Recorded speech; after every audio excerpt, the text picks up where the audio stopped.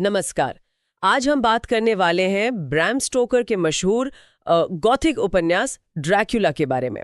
हमारे पास इसका एक हिंदी सारांश है।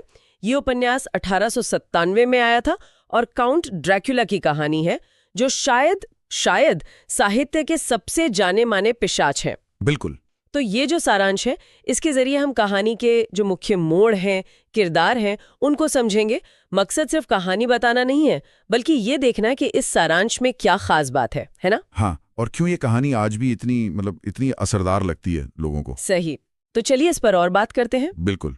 देखिए, ये कहानी ऊपर से तो डर और रोमांच वाली लगती है, लेकिन अगर हम इस सारांश के इशारों को समझें तो ये उस समय का समाज, नैतिकता, जो दबी हुई इच्छाएं होती हैं, हाँ, और ये जो विज्ञान और पुराने विश्वासों की टक्कर थी, उस पर भी काफी कुछ कहती है। दिलचस्प यह है कि कहानी शुरू कैसे होती है, हमें सीधे एक अनजान रहस्यमयी दुनिया में ले जाती है। हाँ, सारांश भी यहीं से शुरू होता है।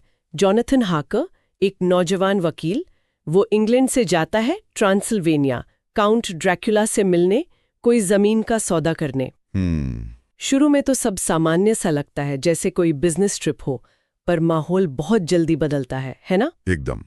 जैसे ही वो उस इलाके के पास पहुंचता है, वहां के लोग, उनका डर, वो जो चेतावनियां देते हैं, क्रॉस बनाते हैं, अजीब सलाहें, हाँ, वो सब इशारा करते हैं कि कुछ गड़बड़ है। बिल्कुल। और फिर वो पहुंचता है ड्रैक्युला के उस किले में, पहाड़ पर बना हुआ वीरान सा बड़ा सा महल। यहीं से वो गॉथिक वाली फीलिंग शुरू हो जाती है। अंधेरा, रहस्य और एक मेजबान जो बड़ा अजीब और जो सिर्फ रात में मिलता है। हाँ। सारांश बताता है कि काउंट शुरू में बड़ा सभ्य, पढ़ा लिखा सा लगता है, पर ये तो बस ऊपरी बात है। जल्दी ही जॉनथन को गड़बड़ लगने लगती है, जैसे महल के कुछ हिस्सों में जाने की मनाही। हाँ, और काउंट दिन में नजर नहीं आता, उसकी परछाई नहीं दिखती। ऐसा लगता है सारांश इसी कॉन्ट्रास्ट पे जोर दे रहा है, बाहर से सभ्य, अंदर से कुछ और ही। सही कहा। और देखते ही देखते जॉनथन की हालत बदल जाती है। वो मेहमान से कैदी बन जाता है। सारांश के जो पहले कुछ अध्याय हैं, वो इसी बदलाव को दिखाते हैं। उसका जो शुरू का उत्साह था, वो कैसे डर में और फिर खौफ में बदल जाता है। उसे समझ आने लगता है कि काउंट सिर्फ अजीब नहीं, वो इंसान नहीं है, उसमें कोई शैतानी ताकत है। और यहीं से कहानी का जो मेन टेंशन है, वो सेट हो जाता है।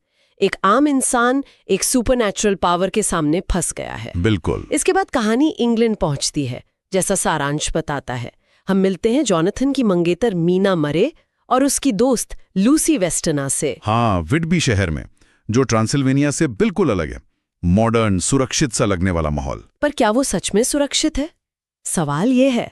नहीं, बिल्कुल नहीं, क्योंकि ड्रैक्युला भी इंग्लैंड आ चुका है।